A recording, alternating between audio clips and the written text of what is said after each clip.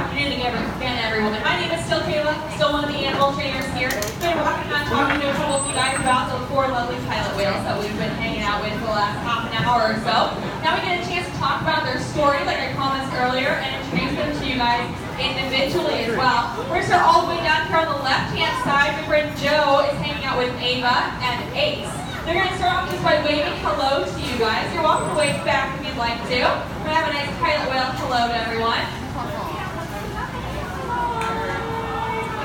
Now they're wearing a lot, so it's kind of new for them. There we go, that's a nice wave. Awesome. Ace right now is the one who's on the left-hand side. Ava is on the right. The easiest way to tell these two apart is just by looking at their size difference. Ace is significantly larger than Ava by about 1,000 pounds or so. So he's much larger. He is the only male pilot whale that we have here at Seaworld Orlando. We're also hanging out with Freddie and Piper, who are going to be with Justin over here toward the right-hand side. Right now they're showing off their dorsal fins. Now dorsal fins are completely different for every single individual animal, just like zebra stripes or your own fingerprint, right? There are 6 billion people in the world. You're the only one with your unique individual fingerprint. Piper and Freddie also have those fingerprints, their dorsal fins. Actually, one of the easiest ways to tell them apart. Freddie has a big circle on the top of hers, which is actually scar tissue. Remember, all of the animals in here that you guys are looking at, these pilot whales, they are all rescued animals. So they came to us with different body conditions. Ace actually has a shark bite scar on his peduncle, which is the area behind his dorsal fin. So if you look really close, you can actually see that he, at one point, had a run-in with a shark before he joined us here at Seaworld. While we're talking about the fact that these animals are rescued, let's actually talk about their story.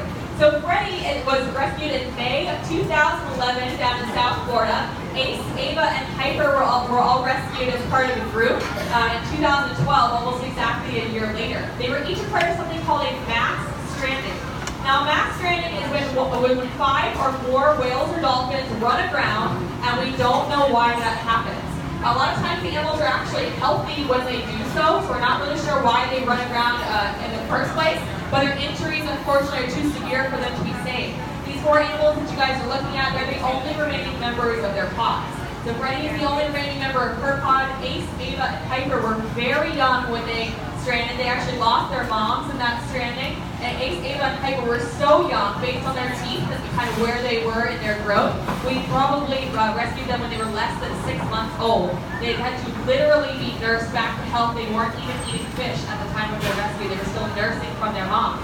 So we had to make a pilot whale formula, nurse them, and they were so weak that we actually had to hold them up at the surface of the water for several weeks as they just regained strength to be able to support themselves in the water column. So now here at Seaworld, what we have is that this huge rescue program. We've had the privilege of rescuing over 31,000 animals in the last 50 years.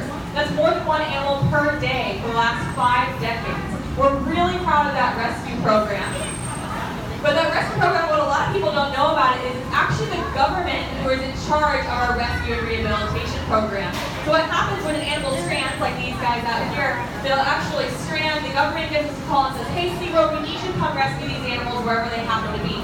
We go out there with our rescue team, we rescue them, we can bring them back to our facilities here at Seaworld, they can get proper medical treatment, they can be brought back to health, and then it's also the government who decides whether or not they go back out to the wild. It's actually not our decision, it's the government that says they are releasable, they can go back to the ocean, or they are not releasable, and the government also decides where they go when they're not releasable. So the government, in these guys' case, they actually ask us to be their permanent home. There's only one other facility in North America that houses pilot whales, and it's our sister park, Seaworld in San Diego.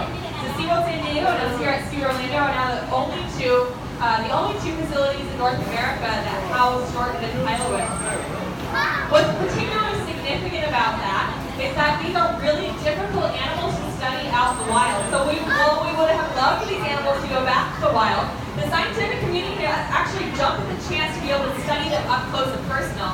Because they are very difficult to study in the wild, they're called offshore animals, which basically means that they're going to be found hundreds of miles off the coast, rather than close to the beach, like a bottlenose dolphin, for example.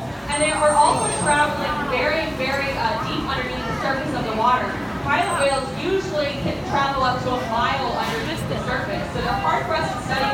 They can also hold their breath for 45 minutes at a time. So they might be at the surface for a couple minutes, but then they're diving for close to an hour. Scientists just lose track of where they go. So by having these guys here at Seaworld, Seaworld, we've actually had scientists and researchers really excited to be able to study these guys up close and personal. What you guys are looking at right now is an exercise session, where basically what we're asking the animals to do is just make sure that they're nice and healthy and they're athletes. They're athletes in the ocean, so we want to make sure they're athletes here with us at Seaworld as well. They're learning a lot of new things.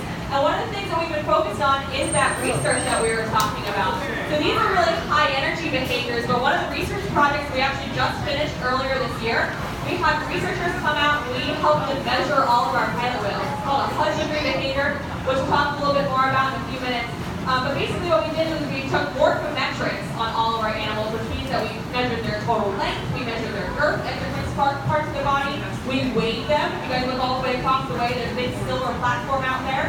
That's a whale-sized scale. So you can actually slide up nice and putting on that scale, hold their tail up nice and high, we get a digital readout of how much each one of them weighs. We compared it basically to how big they are when you're just looking at them, and then we took photographs from above them.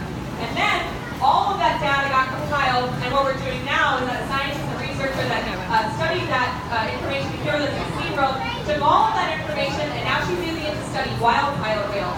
She's trying to figure out where wild pilot whales are thriving, where wild pilot whales are not doing well, and what type of human activity is affecting them out in the wild, which is pretty cool. We're really proud to be a part of that study.